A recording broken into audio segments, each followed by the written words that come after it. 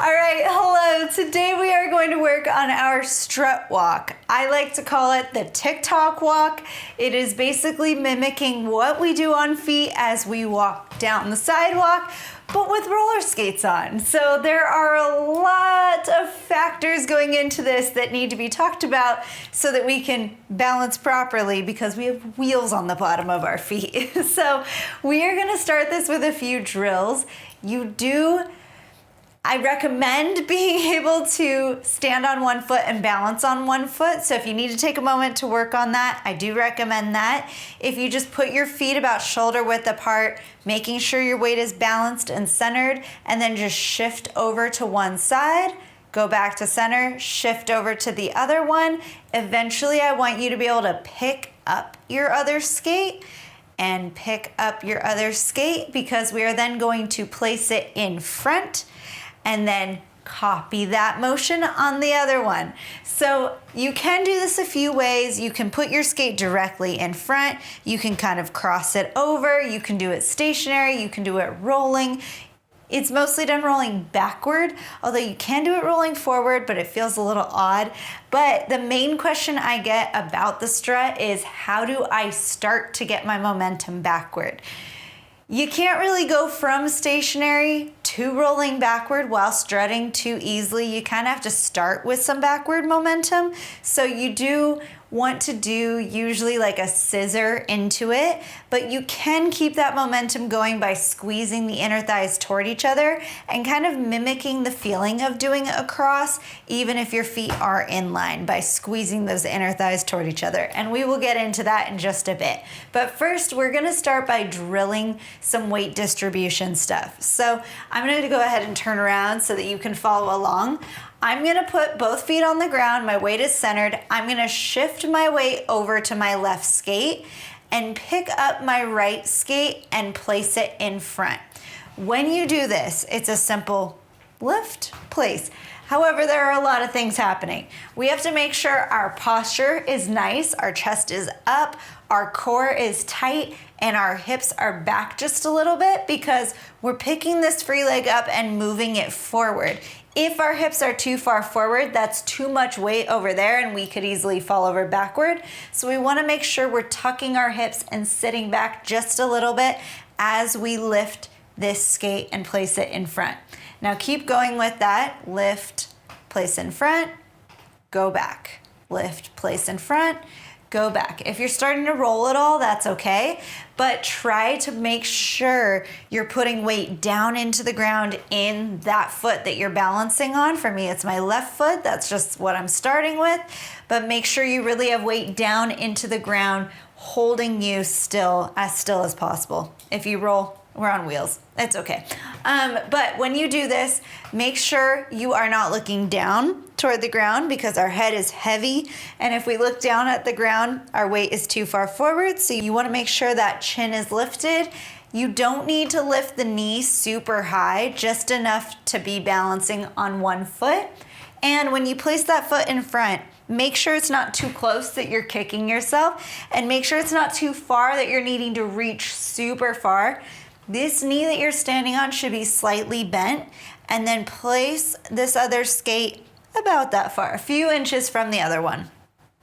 Go back and place it in front. Now let's go ahead and switch feet because we do have to do this on both sides. So shift your weight over to your right skate, lift your left skate, place it in front. Go right back, place it in front. That position right here with your skate in front of the other one is a kind of awkward one. So we want to make sure we drill this because the next drill we have to do is shifting our weight to it. We don't need to do that yet. Right now we're just placing it in front, keeping most of the weight in the foot that we are balancing on. So as I lift my left skate, I have most of my weight in my right, my chest is lifted, my hips are back, nothing needs to move. I just place my left skate down, pick it up, put it back. All right, now like I said, the next part is shifting our weight to this skate. We need to be very careful as we do this. Like I said, as we pick this skate up and place it, we need to make sure our hips are back. same thing. Our hips should not change at all. If they're too far forward, getting the weight over that new skate is gonna be really awkward. So we wanna make sure our hips are pushed back just a little bit. I honestly have to rethink about this all the time, pushing my butt out a little bit and my chest up, kind of countering, balancing myself. So if the hips are pushed back a little bit, it's easier to get into the bent knee of this new foot, is what I'll call it, the foot that's in front.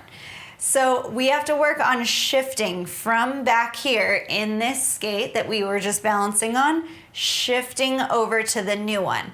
As we do that, I want you to pay attention more to the knee than anything else. So we're bent on this foot, the one that we're balancing on. We have to kind of even it out right here. As we place this skate down, this new knee, the new foot, this one will also be bent, and then we have to really bend into it as we shift our weight. So if I do that really slowly and pause myself, you'll see that this back one is almost straight. It's not locked straight, but it is almost straightened because I'm shifting all of my weight over to this new foot so that I can then lift this one and not run into any issues. So what I want you to do is after you place the foot in front, I want you to just work on shifting your weight to that new foot. You don't have to lift the one in back, just work on shifting and then coming up to like evened out and centered, shifting, evened out and centered. If you do want to challenge yourself, go ahead and lift that skate back here. But like I said, nothing else moves. Our hips don't shift or anything. If anything, your chest is just leaning forward just a little bit because you're now over this new skate that was a little bit more forward, but we're not hunching, we're not leaning forward. Your weight might just be a little bit more forward than it was, and then when you move it back here, it comes back to its original position. So shift and then back. Now, like I said earlier, we need to do this on both sides.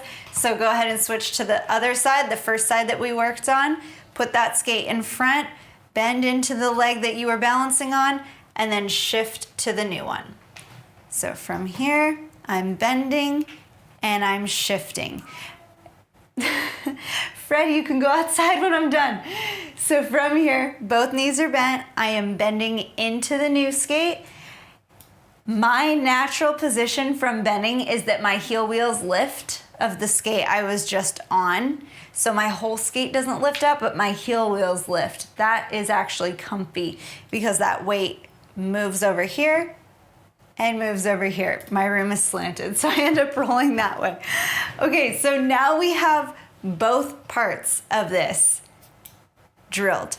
So we have the picking up the balancing on one foot, we have the shift. Now all that's left is picking up the foot that's in back and moving it to in front. There are a few ways we can do this. What I see most often is the knee up really high. We don't need to lift it super, super high, but what we want to make sure of is that the knee is coming as straight through as possible. If your foot ends up going out here, that's just too many things happening and our weight might be falling from side to side. We want to avoid that. We want our knee to move straight through and then replace what our other foot was doing. So for me, I think about this as like a replacement skill, kind of like cross behinds, cross in fronts. I like to think of my foot being like a pole. So I'm here and that pole is in place. Then when I pick up the other foot and replace it, it's that pole in place. So that's just what my head does. I'm just replacing the foot with the other one. That really helps me to keep my weight really centered. But for some of us, we like to think of like moving and traveling. This only gets weird on this one because we are typically moving backward and we're replacing our foot in front. Usually if we're replacing a foot in front, it's because we're propelling ourselves forward. So this one is a little bit odd in that respect, but to each their own. If you want to feel like you're propelling yourself and you're actually moving your weight forward continuously, then please feel that. If you feel like you're replacing it, if that helps, please think of that. We're all different, so there's many ways of doing things. Okay, so combining those two drills, the lift and the shift. Now, I want you to pick up the foot that's in back, but I don't want you to do anything too wild with it yet. I want you to pick it up and I want you to bend your knee a little bit. So just pick it up and bend.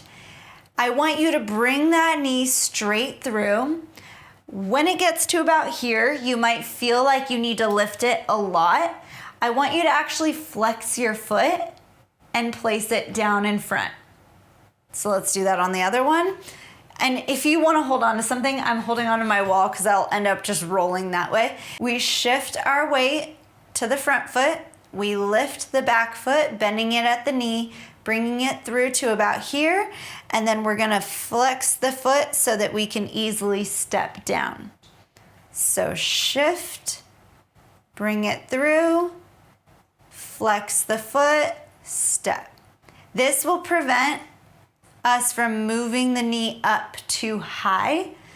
So learning that little flex right there might help to even things out, make it, what's the word I'm looking for? Graceful? I think that's the word I'm looking for, because we don't want the knee to be like up here and have a point the whole time. We need to be able to step really nicely and gracefully. Now this is doing this in line. Our foot is going directly in front of the other one, directly in front of the other one. If you do want to cross it, you absolutely can. That makes it more of like a model-y walk when you cross it, because you can really get into the hips. But when you cross it, make sure your feet are parallel with each other. It terrifies me when I see people like crossing like this. Unless you're very confident in picking up this back foot on a nice edge, it's very scary to have your feet coming at each other in any sort of way. So whenever you do any form of cross, even on a strut, make sure your feet are parallel with each other so that your skates don't literally run into each other, because those falls hurt a lot. When you are doing this strut though, and take it easy. Like I said, we're all different. Some of us have no issue at all replacing our weight and putting that foot down and being confident on that foot. For some of us, it takes months to get this. So it seems like an easy skill because a lot of people do it. It's really not. There's a lot happening on this, especially if you are rolling backward with it, which I'm gonna get into in a moment. But I wanna make sure you are putting weight down into the ground and engaging that entire new leg, the leg that you are shifting to, the leg that's in front. I wanna make sure you're really in that knee and putting weight down into the ground, because if you're a little too up, then your weight is gonna be back a little bit more and it ends up being this like staggered walk a little bit. You wanna make sure you are bending into the new foot, bending into the new foot. So if you end up getting a little bouncy, that's okay. I'd rather you be like bending into it more than you need to right now, and then eventually you can come up a little bit. You won't have to think too much about weight going down into it, but it will still be there and you'll still be confident enough to like fully shift your weight over to it. Now, speaking of being confident, putting weight into it, if you are going to roll backward with it, I definitely want you to be confident. So like I said from the beginning, you can't really just start strutting stationary and end up rolling backward unless your room is slightly slanted, like mine is. So you kind of want to push off. The easiest way to do this is to do a backward scissor, get your starting foot in line, and then go. What I typically do is I get that starting foot in line and I do a little backward push and then I place the foot. So what I do for that, I typically start this balancing on my left foot. I'm just now realizing that. It's not even on purpose, but that's probably my stronger leg, so that's what I start with. But I angle my right skate kind of toes in. My left skate is already in line, so my heel is directly where I want it to go. but I turn my right toe in so that I dig in with my big toe and get a little bit of a push while my left skate can roll backward directly into my wall. So I bend, my right toes go in, and then I dig in with my big toe and I push. As you do this push, as you do any sort of backward push, you wanna make sure your hips are back and you're guiding yourself kind of with your booty, because we want to have a lot of balance back there. It's basically when we roll forward, I always talk about like the Iron Man thing, the Iron Man circle guiding us. When you're rolling backward, it's the same thing, but like your tailbone. You wanna make sure your booty is guiding you backward. So don't reach it out like that, just a slight tuck of the hips, pushing the hips back here so that you can get a good push and you're ready to propel yourself that way, balancing with the booty. So turn those toes in and push, and then you're ready to just step it right down. Just make sure you go from there to toes in line so that you step down perfectly straight. Now, if you are crossing it, same thing goes for that. You can push and then you can cross. Make sure with the crosses, if you are rolling backward quite fast, make sure that not just the feet are parallel, make sure you are not creating too much space between your feet. If you start crossing like way over here, crossing wide, it's gonna get really hard to maintain it.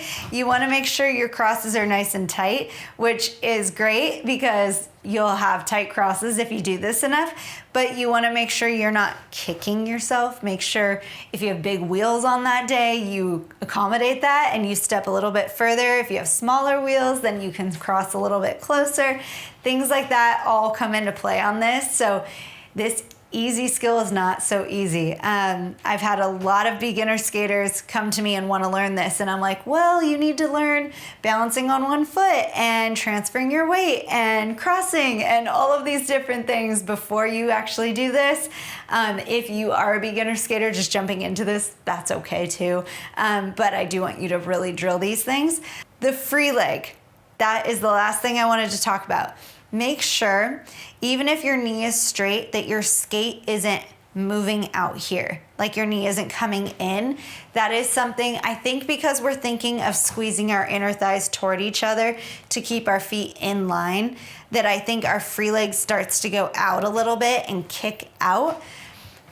We want to make sure we are pointing the toe as we are moving the knee forward, so that it stays in line. Our calf is holding our ankle and our skate in line. Then, like I said, if you wanna flex it, we wanna put it down smoothly. So make sure it's also not plopping down, but make sure your toes are moving straight through as well. You're not bending at the ankle and twisting like this or turning the knee in. Make sure it's straight and your toes are coming down straight as well. In order to not plop it down, there's a few ways. When I really think about it, I reach with my toe. So even though I'm flexing a little bit as I come through, I put my toe wheels down first. That smooths it out a little bit so it's not the whole skate coming down. But that's totally personal preference, however you wanna do it. Some of us can quietly and easily place that entire skate down. I get a little carried away and want to like slam it down, which honestly, it's a mood. But if you want to like smoothly place it down, you might want to put those toe wheels down first and then put the entire skate as you go. But the main thing about this skill is looking confident, because you don't want to do this like sulky. You want to do a strut with confidence. So you want to make sure that chest is lifted. If you want to add a little bit of body into it, you can add more like core movement, side to side, moving your hips side to side, or you can think about just the shoulders. So as you strut and you're here, as I'm putting my left skate in front, I would be reaching forward with my right shoulder, because it's just like walking. So our arms would swing this way in opposites. So left foot forward, right shoulder and right hand forward, shift that weight. Right skate forward, left shoulder, left arm go forward. Your chest stays up and your chin stays up. If you add a little bit of a hip as you get your weight on that new foot, you can push that hip out. So as I'm bending into my left knee, my left hip moves out. Then I come up to really centered here, shift it, shift it, shift it. It's a cool one just to do stationary. Just like staring into the camera, stationary. If you end up moving forward, hey, you can go forward, you can go backward, you can stay stationary, whatever you want. All right, please let me know if you have any questions on this. This is obviously a very fun skill to do. I do it a lot. We almost all do it a lot. It's very nice with any beat because you can do it slow, you can do it quick, and then you can add little things out to the side. You can add a lot to it and take it into a bunch of different moves. So it's used quite a lot. So let me know if you have any questions. I'm here to help, and I will see you later. Bye.